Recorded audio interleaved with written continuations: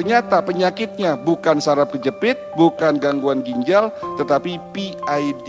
Tahu PID? Infeksi tulang panggul yang infeksinya disebabkan karena infeksi di rahim. Setelah tahu penyakitnya infeksi, ya baru saya kasih obat. Saya tidak akan pernah mau kasih obat kalau belum tahu penyakitnya apa. Apa obatnya? Salah satu obat yang saya berikan, daun sirsat, kayu manis, kunyit putih, temu mangga. Loh kok gampang banget dok? Loh gampang kalau penyakitnya ketemu. Selama ini kita selalu kira-kira, betul? Walaupun obat yang sangat sederhana seperti itu tetapi tepat mengenai sasaran penyakitnya, insya Allah dengan seizin Allah akan sembuh. Terbukti 3 bulan minum obat sembuh Pak.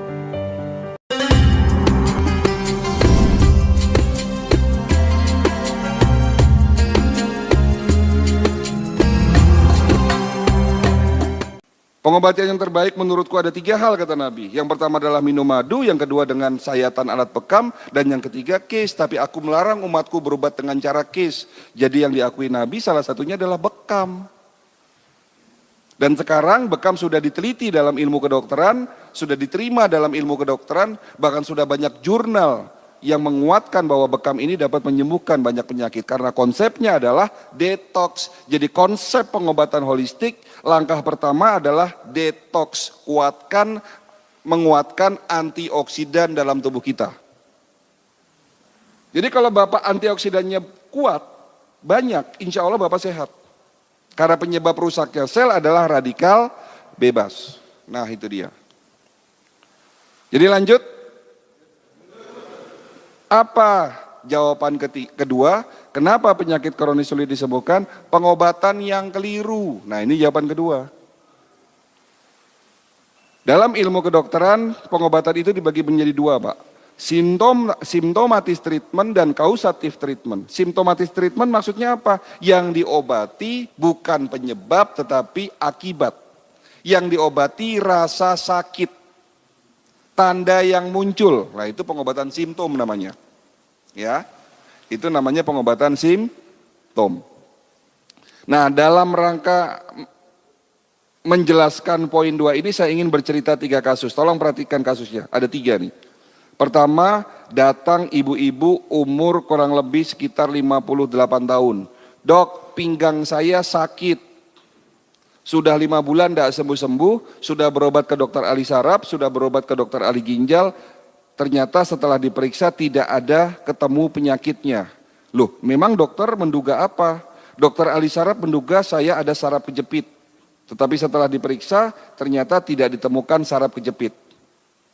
Pindah lagi ke dokter ahli ginjal, diduga ada gangguan ginjal. Setelah di USG ternyata pun ginjalnya normal.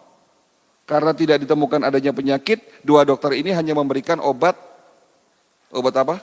Analgesik, obat penghilang rasanya nyeri. Bosan dok, minum obat udah 5 bulan tidak sembuh-sembuh. Apa yang bisa saya lakukan? Inilah peran pengobatan holistik, kami memiliki teknologi. Teknologi kedua yang kami punya namanya 3D NLS Bioscanner, alat scanning, CT scan Pak.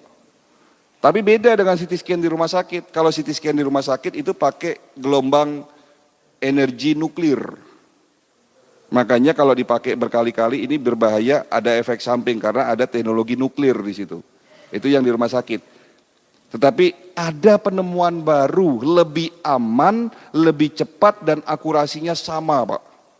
Nama alatnya 3D NLS Bioscanner lewat gelombang NLS otak. Alatnya tidak besar, hanya sebesar meja ini Pak. Penemunya orang Rusia, pabriknya ada di Ukraina. Allah memberikan kesempatan buat saya untuk memiliki alat ini kurang lebih 4 tahun yang lalu. Saya datangkan ke Indonesia.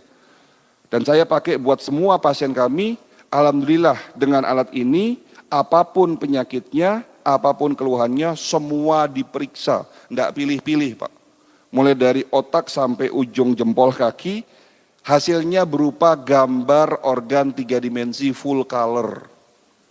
Kalau yang pertama hasilnya angka, yang kedua ini hasilnya foto gambar organ dalam tubuh kita. Nah ibu ini saya periksa, ternyata penyakitnya bukan saraf kejepit, bukan gangguan ginjal, tetapi PID. Tahu PID? Infeksi tulang panggul yang infeksinya disebabkan karena infeksi di rahim. Setelah tahu penyakitnya infeksi ya baru saya kasih obat. Saya tidak akan pernah mau kasih obat kalau belum tahu penyakitnya apa. Apa obatnya?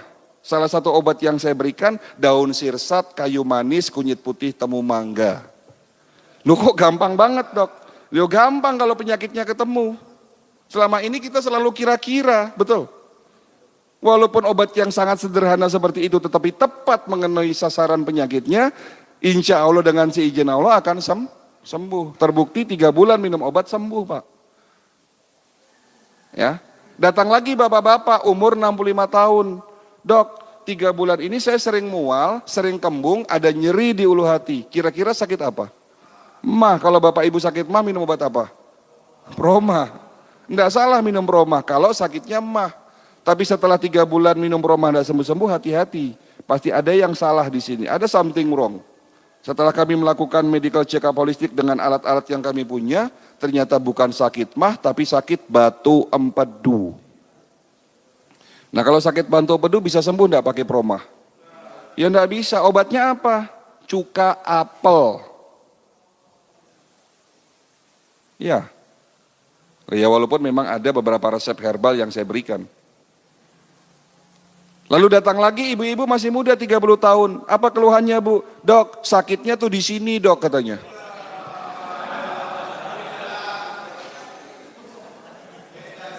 Sakit apa tuh?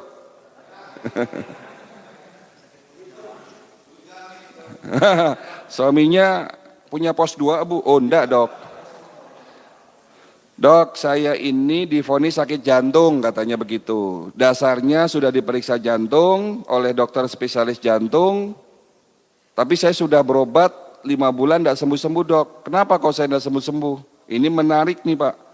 Sudah tahu penyakitnya jantung tapi tidak sembuh-sembuh kenapa? Pastinya banyak faktor. Tapi salah satu faktor yang saya temukan setelah kami melakukan medical check up holistik, ternyata sakit jantungnya beliau ada penyebab di tempat lain.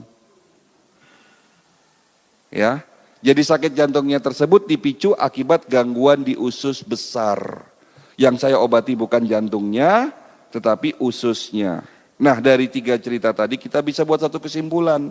Pertama, kenapa penyakit kita tidak sembuh-sembuh, sulit disembuhkan? Karena pengobatan yang salah. Bukan penyebab, tetapi yang diobati hanya akibat. Kita selama ini selalu kira-kira.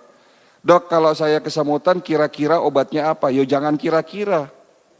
Kalau kira-kira nanti takutnya salah. Dok, kalau pusing kira-kira obatnya apa? Jangan kira-kira. Kemarin setelah acara manasik, ada 20 orang rombongan datang ke klinik saya untuk medical check up. Kalau nggak salah juga dekat daerah sini juga, saya lupa ya. Di masjid Bapak ya, Masjid Al-Jabar. Ada berapa orang waktu itu datang? Kalau nggak salah ada 20 orang. Kalau 20 orang itu ternyata banyak yang pusing Pak. Jadi pasien yang datang 20 orang itu hampir rata-rata pusing semua. Pusing yang pertama setelah diperiksa gangguan mata. Optik pakai kacamata karena di sini ada silindris. Ada aliran darah ke mata yang tidak lancar, saya berikan herbal tapi sementara pakai kacamata dulu biar tidak tegang. Ketegangan mata ini menyebabkan pusing. Pusing yang kedua ternyata penyebabnya sumbatan pembuluh darah di otak. Ya baru saya kasih herbal untuk membuka aliran darah di otak. Pusing yang ketiga ternyata ada gangguan di usus besar, gangguan di usus. Ya saya obati ususnya. Pusing yang keempat ibu-ibu gangguan hormon. Ya menjelang menopause hormonnya tidak stabil menyebabkan pusing.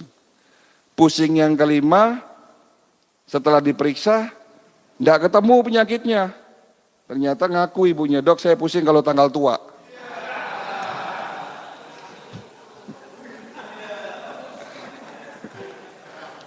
Satu gejala yang namanya pusing bisa beribu penyebab Pak. Apakah pusing yang diobati? Jangan obati alarm tubuhmu. Kenapa? Karena pusing, migrain, vertigo, pegel-pegel, kesemutan itu bukan penyakit. Tolong dicatat, itu adalah alarm tubuh kita. Cara tubuh lagi protes, cara tubuh minta haknya.